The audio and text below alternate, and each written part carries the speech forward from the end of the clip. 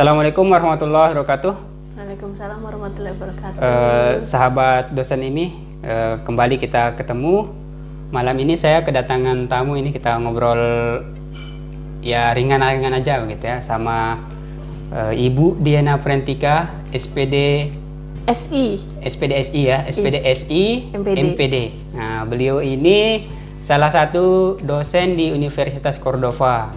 Jauh-jauh dari Cilacap ya. Jauh-jauh dari Cilacap ke Sumbawa Barat. Jadi dosen di Universitas Cordova. Jadi sahabat dosen ini, Universitas Cordova itu ada di Kabupaten Sumbawa Barat, Nusa Tenggara Barat.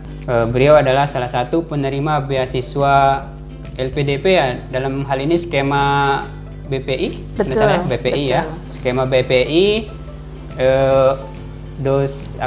beasiswa pendidikan Indonesia ya, beasiswa dosen kalau tidak salah ya, beasiswa pendidikan dosen ya.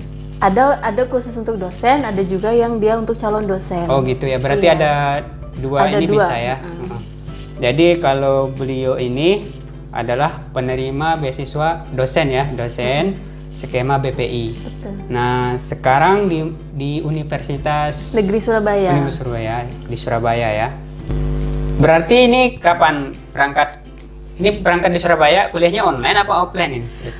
Karena sekarang ini masih PPKM ya Mas ya, dan status kondisi di tempat kampus saya itu masih naik turun levelnya. Jadi untuk sekarang setengah offline, setengah online ya. Jadi kebetulan untuk jurusan saya itu cukup banyak yang diterima, jadi bisa sampai 3 kelas. Jadi yang baru diuji coba untuk kelas online-nya baru 1 kelas, kemudian yang 2 kelas lainnya masih sementara ini masih luring karena mayoritas dari luar Surabaya. Yang 1 kelas itu domisili di Surabaya dan Surabaya Raya, jadi bisa mereka melakukan perkuliahan langsung di kampus. Enak. Tapi mungkin kita ngobrolin dosen dulu deh. Oke, jadi kita flashback dulu ya. Jadi sebelum ke beasiswanya mungkin kita kok bisa dapat beasiswa itu seperti apa gitu kan. Kita flashback dulu. Sebenarnya kapan sih mulai berkarir jadi dosen, dan mungkin kasih tahu keuntungannya kalau misalnya jadi dosen itu seperti apa sih? Sebenarnya kita jadi dosen itu baru tahun 2018 Mas Ilmi. Ini saya manggilnya Mas atau Pak ini? Yang Mas lah, biar mudah ya. Ini Mas Ilmi, jadi 2018 kita baru bergabung dan baru mendapatkan gelar dosen. Kebetulan kita langsung bergabung di Cordova saat itu, dari 2018 itu, dan alhamdulillahnya langsung menjadi dosen setelah jarak 2 bulan dari kelulusan S2 itu langsung diterima di Cordova menjadi dosen di sana dan mulai karir dari bawah, ya. Mengenali apa itu dosen dan bagaimana aktivitas dosen. Seperti itu ya. Berarti kan ada, kalau kita berkarir nih, berbicara karir dosen ya, sudah melewati apa sih sampai sekarang ini untuk karir dosennya? Jadi lumayan panjang karir dosen ya.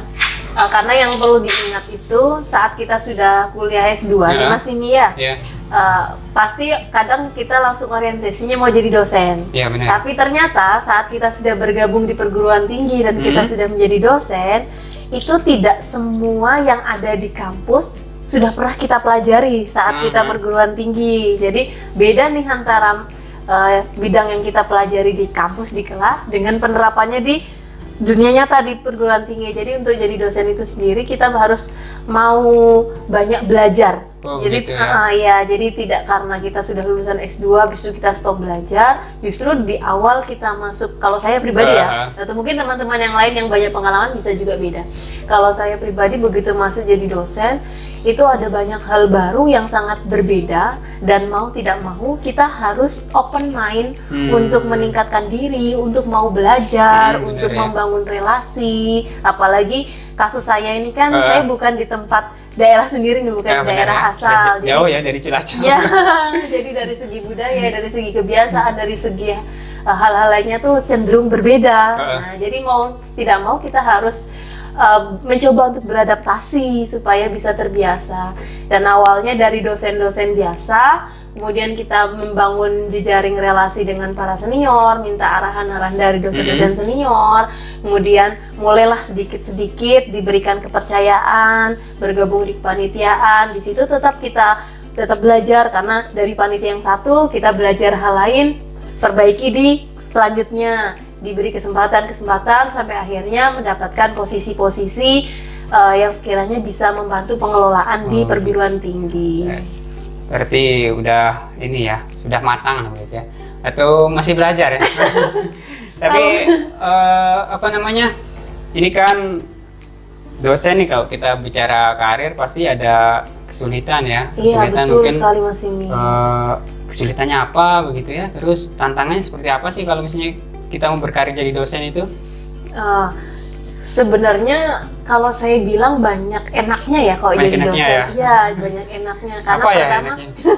yang pertama itu apa yang sudah kita pelajari, kita kuliah kan ada usahanya nih Mas Emi, benar. sampai kita bisa lulus, sampai kita berusaha mendapatkan nilai tertentu, sampai kita memupuk kegiatan-kegiatan selama kita kuliah, kan pasti kita ada tujuannya kan. Benar. Nah, dengan kita menjadi dosen, apa yang sudah kita lakukan di S2, termasuk kegiatan-kegiatan tambahan untuk meningkatkan keilmuan kita, itu bisa dimanfaatkan dan sangat bermanfaat di perguruan tinggi ini saat kita menjadi dosen. Jadi alangkah sayang kalau misalnya sudah S2 itu tidak diimplementasikan di dunia akademik gitu. Itu salah satu keenaknya. Jadi apa yang sudah kita lakukan itu tidak mubazir ibaratnya. Itu satu. Kemudian yang kedua, enaknya itu kita selalu bertemu sama adik-adik yang memang mau kuliah gitu kan. Jadi secara tingkat kematangan belajar mereka sudah dalam posisi yang tidak terlalu sulit untuk diarahkan.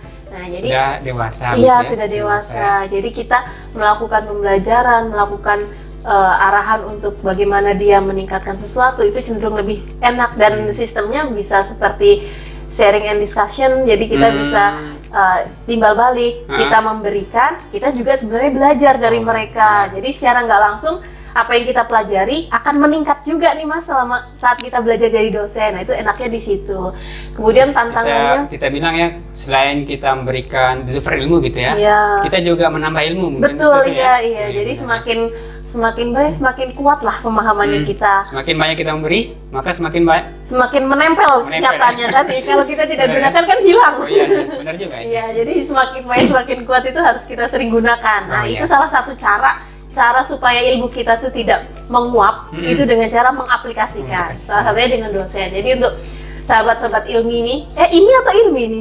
Ini. Oh, sobat ilmi itu sobat-sobat Dosen ini. Oh, sobat-sobat dosen ini. Oke. Itu jika sudah sampai S2, saya rasa harus nih coba masuk ke dunia dosen ya. kan? Tantangannya sebenarnya nggak terlalu banyak juga sih Mas ini. Jadi, mungkin ke ini ya, tantangannya dulu. Tantangannya tuh lebih ke upgrading diri. Oh, jadi peningkatan ini ya. Iya, peningkatan skill diri. Jadi mau nggak mau, kalau seandainya kita jadi dosen, kita hanya cukup puas dengan gelar dosen tanpa ada targetan ke depan visi misi kita mau apa, itu ya cenderungnya akan stagnan, atau mungkin jika terjadi perubahan juga tidak terlalu signifikan gitu kan. Nah, jadi tantangannya yaitu kalau mau menjadi dosen yang punya sesuatu, itu kita juga harus meluangkan waktu dan meluangkan tenaga untuk meningkatkan diri kita siap tidak menghadapi itu. Gitu ya. Karena ibarat kata itu, kesempatan itu akan datang pada orang yang siap. Oh, begitu ya. Jadi siapa yang siap, maka datang kesempatan. Iya, karena kalau ada kesempatan kita tidak siap untuk mencoba juga tidak akan bisa diambil. Ya, betul Mas ini. Kurang lebihnya begitu. Nah, ini kan dosen tuh setiap pekerjaan kan ada ini ya, ada tanggung jawab atau apa gitu ya. Iya. Kalau dosen apa sih yang tanggung jawab gitu yang harus kita kerjakan begitu?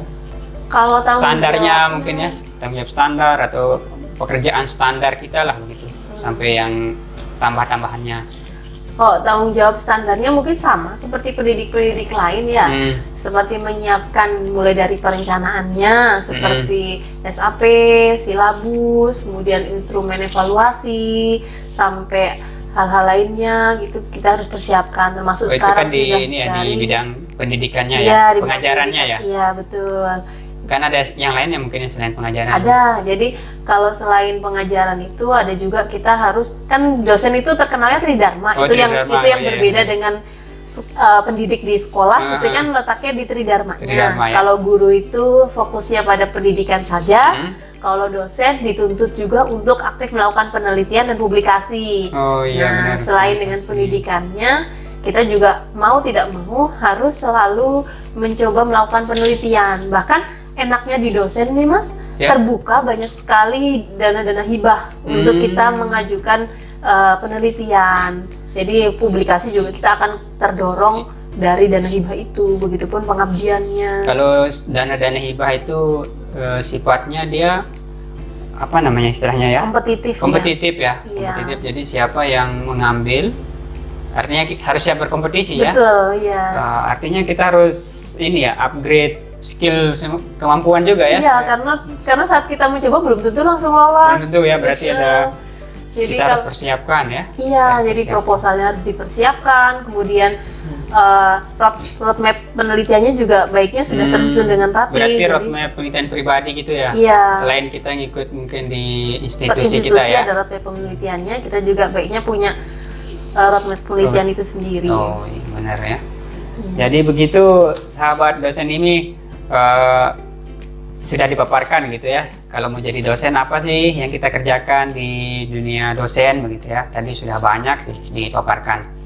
Kemudian ini kan perlu nih kita upgrade diri gitu ya. Selain mungkin ada jenjang-jenjang karir dosen itu seperti apa ya, kalau biar tahu nih sahabat dosen ini biar tahu seperti apa. Jadi kok jenjang karir dosen itu tergantung jenjang karir yang mana ini ya. Kalau misalnya jenjang karir di institusi itu jelas mulai dari dosen biasa ke posisi-posisi. Tapi kalau jenjang karir pribadi itu ada kenaikan jabatan. Itu mungkin kenaikan jabatan ya. Jadi dia mulai dari yang pertama itu dosen yang biasa yang belum mengajukan jabatan, nama itu jabatan fungsional misalnya, atau biasanya juga jafung. Nah, dia mulainya dari asisten ahli dulu, kemudian biasanya masa tunggunya itu 2 tahun. Setelah itu baru bisa mengajukan ke jabatan yang di atasnya, lektor, bisa langsung ke lektor 300 atau melewati lektor 200 dulu. Begitupun nanti ada masa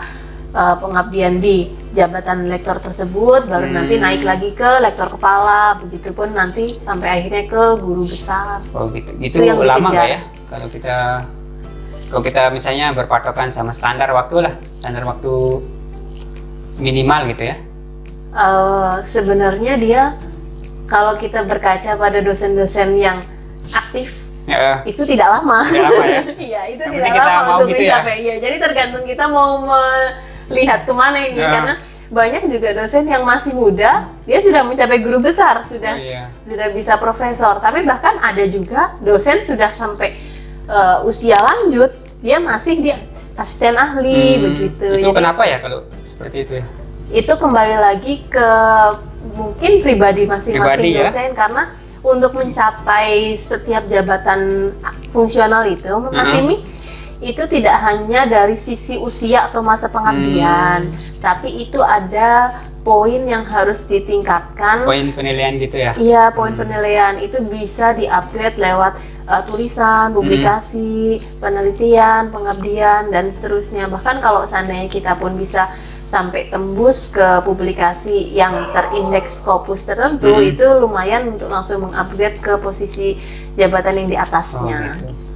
Berarti dari sisi itu ya, ada kaitannya juga nggak misalnya kalau perlu kita meningkatkan tingkat pendidikan S3 gitu ya?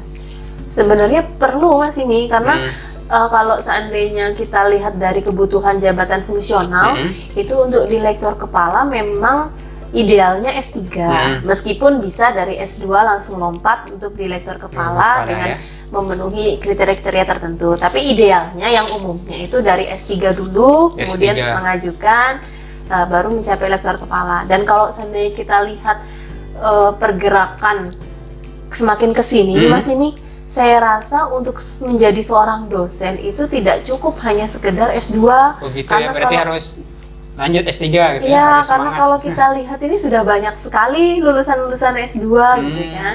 Dan bahkan kalau kita mau melihat di suatu daerah nih, boleh sebut daerah nggak? Boleh. Misalkan di Jawa gitu kan. Misalkan daerah Jawa itu sudah banyak kampus-kampus yang menerapkan zero S2. Oh gitu, berarti harus S3. Betul, jadi dosennya mau tidak mau S3. Nah, ini kan semacam warning, bisa jadi untuk ke depan kualifikasi dosen tidak lagi S2, tapi bisa jadi untuk beberapa tahun ke depan tuntutan zaman minimal kualifikasi pendidikan untuk menjadi dosen adalah S3. ya? Nah, ini kan mau tidak mau kita yang sudah S2 pun harus mempersiapkan diri, jangan sampai kita malah tersingkirkan nih. Iya, padahal kita yang senior gitu kan. Ya, mungkin itu sih Mas ini. Oh, berarti banyak cara untuk meningkatkan diri ya, selain mungkin pendidikannya harus tingkatkan, skill-skill yang lain ya, mungkin seperti pelatihan. Betul. Itu juga ya, sertifikasi pendidik juga perlu ya. Betul Mas ini. Baru berapa tahun yang jadi dosen ini? Saya jadi dosen berarti baru 3 tahun ya, masuk 3 tahun. Nah, sekarang udah mau S3 ini sebenarnya perlu langsung S3 atau kita lihat waktu atau gimana ya misalnya? Sebenarnya atau itu asal ada peluang atau gimana ya? Itu sebenarnya banyak pertimbangan Mas Banyak ini, pertimbangan ya? karena beberapa kampus itu ada yang menerapkan sistem antrian.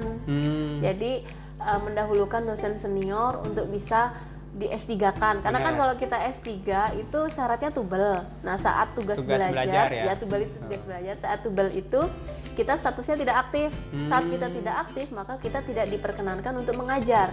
Nah, jika kampus yang besar kemudian mahasiswanya banyak, kemudian tidak ada sistem antrian seperti itu, dosennya semuanya mau S3 dalam waktu bersamaan, habis nggak ada yang mengajar. Ya, jadi biasanya setiap kampus itu memiliki sistem antrian untuk menyekolahkan dosennya ya. Jadi selama dosen itu melihat ada peluang, oh saya bisa S3, atau mungkin ada kampus yang masih sedikit longgar kebijakannya berkaitan dengan antrian itu, selama ada kesempatan bisa di S3-kan, maka saya rasa dosen yang bersangkutan harus mengambil kesempatan itu. Karena ibarat kata itu kesempatan datang berkali-kali, tetapi kesempatan yang sama tidak akan pernah datang kedua kali. Iya. Jadi jangan sampai kita menyesal sebelum mencoba. Lebih baik kita gagal setelah mencoba daripada kita gagal tanpa usaha. Tanpa usaha ya, tanpa kita mencoba ya. Betul, iya itu Mas. Adanya penyesalan mungkin itu ya. ya. Karena belum tentu ini kesempatan yang sekarang bisa terulang di kesempatan selanjutnya. Mungkin ada perubahan sistem, ada sedikit keketakan. Kayaknya kebijakan itu ini ya sering berubah gitu ya. Karena Ada dia dinamis, perubahan-perubahan. Nggak pernah kebijakan stop baru seperti itu, betul. Nah, terus ini kan S3 nih, ada keuntungan nggak sih buat perguruan tinggi sendiri? Misalnya kalau dosennya udah S3 gitu, atau dia memberikan izin untuk S3 seperti itu? Sebenarnya ada mungkin ya Mas Imi ya, Ada kalau ya? kita lihat, karena kan kalau kita berkaca, setiap perguruan tinggi itu punya rencana pengembangan dosen. Nah, rencana pengembangan dosen itu biasanya perguruan tinggi akan mengalokasikan sejumlah dana untuk menyekolahkan dosen-dosennya. Ibaratnya investasi tapi ya? investasi dalam bentuk SDM. Oh, begitu. Nah, biasanya perguruan tinggi ada seperti itu. Saat kita bisa dosennya bisa sekolah melalui jalur beasiswa, secara tidak langsung perguruan tinggi yang bersangkutan dia tidak perlu mengeluarkan sejumlah dana untuk membiayai dosennya. Lebih ringan begitu ya? Betul, secara kalau kita lihat dari finansialnya mungkin lebih menguntungkan sebenarnya kalau dosen bisa lolos S3 untuk melalui ini ya, jalur pribadi beasiswa. dosennya ya lebih menguntungkan. Kalau untuk pribadi dosennya jelas lebih menguntungkan ya? Karena yang pertama saat kita menjadi warde itu kita sudah tidak perlu lagi memikirkan masalah finansial untuk mengikuti suatu kegiatan atau untuk mengembangkan diri gitu kan, karena ada alokasi yang diberikan oleh kementerian untuk membiayai wardenya gitu kan, dan lumayan besar ruang untuk kita mengembangkan diri karena uang yang diberikan juga tidak pas-pasan tapi dia berlebih kan. Gitu ya?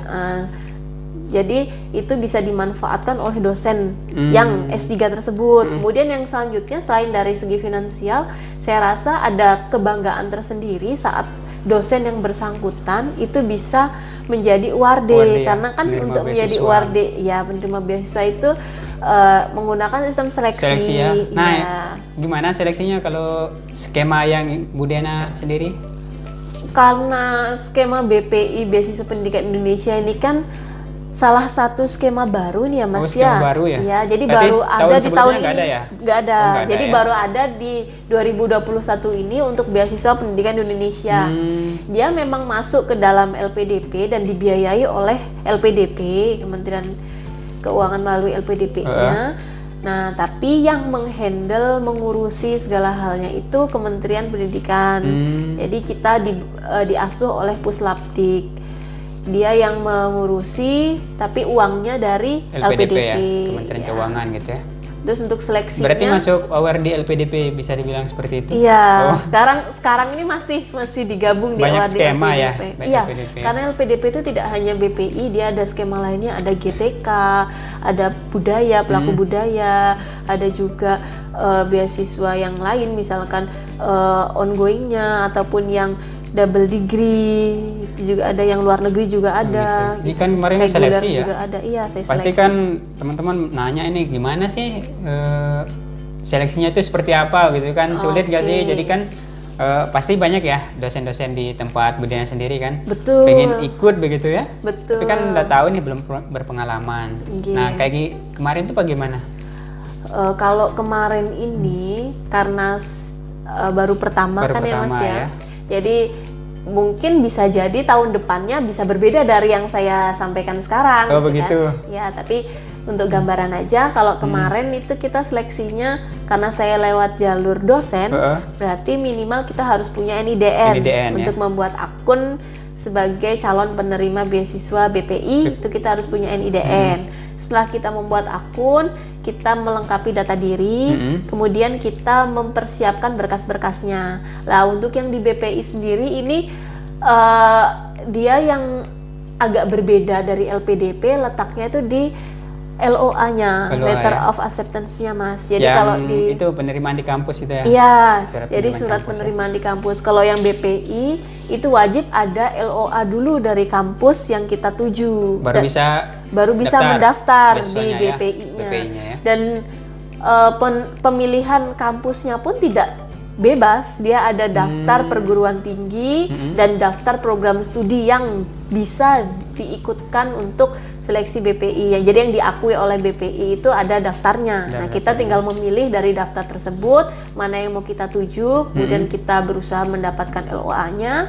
Setelah LOA itu dapat, kita daftar di laman Kemdikbudnya, beasiswa.kemdikbud.go.id. Ya. Beasiswa dosen bukan ya? Beasiswa dosen, bisa juga disebut seperti itu. Nah, kemudian kita masuk, itu kita lengkapi upload berkas seperti ijazah, transkrip, LOA, surat rekomendasi, kemudian ada juga proposal atau rencana penelitian, kemudian juga ada personal statement. Nah, ya jadi itu semua diupload, kemudian setelah berhasil kita menunggu proses seleksi. Dan untuk mendapatkan LOA-nya itu sendiri juga setiap kampus berbeda-beda Mas kebijakannya. Ya, jadi kita harus mengikuti seleksi dulu di kampusnya untuk mendapatkan LOA. Kalau yang paling sulit nih yang mana?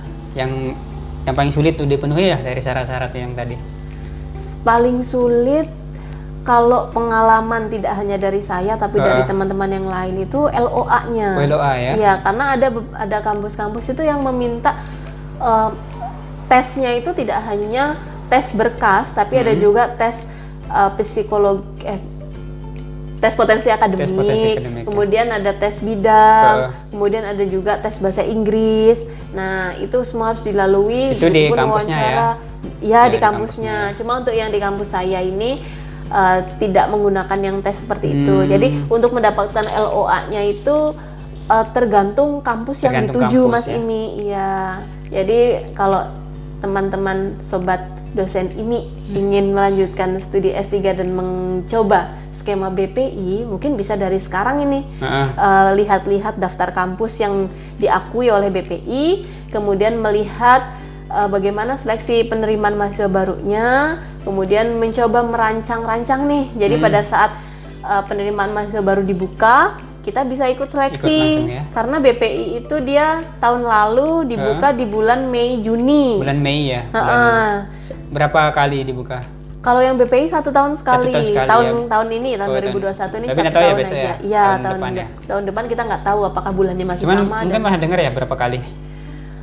Kalau yang informasinya masih 1 kali. 1 kali ya? Iya, cuma ada beberapa kebijakan yang mungkin akan di launching baru nanti tahun 2021. Jadi bisa ditunggu sobat dosen ini kebijakan-kebijakan baru untuk beasiswa BPI. Mungkin nanti kalau sudah dekat-dekat kita ngobrol lagi ya? Oh boleh.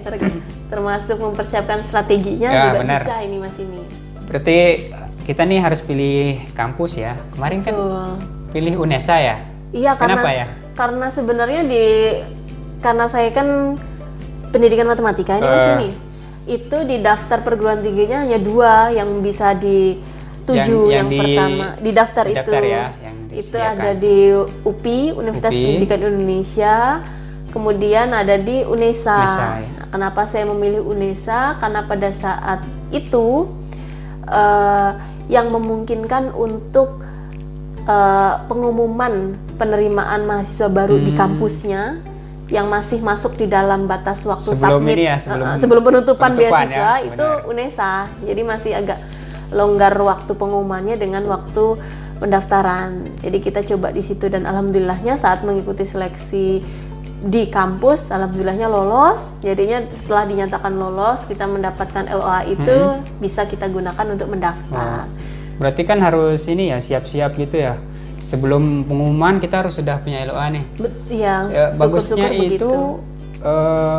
apakah ini ada nggak misalnya LOA-nya kita udah dapat LOA nih, mungkin nggak kita selama 2 semester gitu kita nunggu untuk daftar beasiswanya, itu bisa nggak? Kalau seandainya Biar misalnya kita nggak kelewatan gitu, biar nggak kelewatan kan waktunya. Sebelum kayaknya kalau seandainya sekarang ini kita mau daftar itu sedikit kampus yang buka di akhir-akhir tahun ini Mas ini. berarti di awal ya. Biasanya di awal awal tahun. ya. Jadi mungkin kalau seandainya memang sobat ini mau mencoba mencari LOA bisa dipersiapkan cari-cari di seleksi penerimaan mahasiswa baru yang tahun 2022-nya biasanya sudah mulai gitu, bukaan di ada awal. Sekitar bulan Februari Maret mungkin Bisa ya. jadi. Februari, Maret. Nah, jadi yang terpenting cari dulu nih daftar kampusnya ada nggak, karena beberapa dosen di kampus saya itu Mas ini mencari daftar kampus, daftar prodi yang linear dengan bidang keilmuannya itu tidak ada satupun. Nah jadi mungkin sebelum memikirkan persiapannya pastikan dulu nih bahwa Apa ada kita atau mau lintas gitu gitu. kan. Apa nunggu ini ya, rilis dulu apa beasiswanya, sehingga kan kita tahu nih daftar perguruan tinggi. Bisa dengan seperti itu, bisa juga dengan gunakan yang tahun sebelumnya untuk panduan ya? untuk acuan ya. Karena kan untuk daftar perguruan tinggi itu kemarin diinformasikan dia untuk perguruan tinggi yang terakreditasi A atau yang diakui baik, dan atau yang tidak A tetapi dianggap mampu gitu kan, dianggap mampu untuk melakukan pembelajaran yang distandarkan, yang dimau oleh pihak LPDP gitu kan. Nah, jadi saya rasa untuk perubahan status akreditasi dari A menjadi B ataupun dari B menjadi A itu tidak sebentar ya Mas ini ya. Jadi bisa dibilang mirip lah ya. iya, seperti jadi tahun kurang sebelumnya. lebih mirip-mirip lah. Kalaupun ada yang berubah paling tidak banyak, hanya banyak 1-2 ya. karena masa akreditasinya mungkin habis atau bagaimana. Tapi saya rasa masih bisa sih kalau kita mengacu pada daftar perguruan tinggi yang tahun 2021 ini Mas ini. Berarti ya kita harus siapkan dari sekarang gitu ya. Ya, kita lihat syarat-syaratnya, habis itu kita cobalah lengkapi, minimal susun rencana penelitiannya, bisa juga dikaitkan dengan SDGs, gitu, SDGs. ataupun bagaimana rencana pengembangan nasional atau targetan-targetan tertentu gitu. Jadi bisa dikaitkan, bisa juga diangkat lokalisasi daerahnya, potensi-potensinya untuk sekiranya ada sisi uniknya, kebaharuannya. Nah, hal-hal itu dah yang mulai dipikirkan dari sekarang. Gitu ya? Apa yang mau diangkat, mulai ditulis begitu. Oh iya, mungkin begitu ya sahabat dosen ini. Jadi panjang sekali kita ngobrol tadi, mulai dari awal karir jadi dosen sampai sekarang sudah jadi mahasiswa S3 ya, jalur dosen ya. Terakhir mungkin ada closing statement apa yang mau disampaikan untuk calon-calon dosen atau untuk dosen-dosen yang sudah berkarir jadi dosen gitu, kemudian apa sih yang harus dikerjakan gitu supaya lebih meningkat lah, supaya lebih profesional seperti itu. Jadi beberapa poin yang perlu sekiranya menjadi perhatian adalah bagi calon dosen, teruslah bermimpi bisa menjadi seorang pendidik yang bisa memajukan dunia pendidikan melalui perannya sebagai dosen, sehingga peran itu bisa memberikan kebermanfaatan tidak hanya untuk dunia pendidikan tapi juga untuk lingkungan sekitar. Nah, kemudian untuk yang dosen sesama pelaku dosen seperti saya, Mas Imi dan lain-lainnya, mungkin jangan pernah takut bermimpi.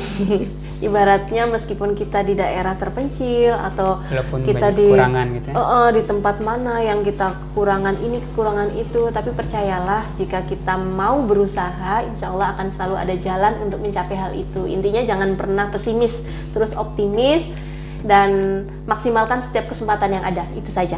Luar biasa ya, jadi kita banyak belajar tadi ya dari Bu Diana. Kalau kita mau jadi dosen itu seperti apa sih? Jadi banyak belajar bagaimana kita mengembangkan diri, mulai dari kegiatan di kampus sebagai dosen gitu ya. Kemudian bagaimana kita harus meningkatkan kemampuan, skill, upgrade akademik, upgrade jabatan akademik begitu ya. Terima kasih Bu Diana sudah bersedia nih kita ajak ngobrol terkait dosen dan suka duka seluk-beluk dosen begitu, walaupun baru katanya tadi ya, tapi banyak sekali yang bisa kita petik. Sampai ketemu lagi di sesi sharing-sharing berikutnya. Jadi insya Allah banyak hal yang akan kita sharekan. Terima kasih. Assalamualaikum warahmatullahi wabarakatuh. Waalaikumsalam warahmatullahi wabarakatuh.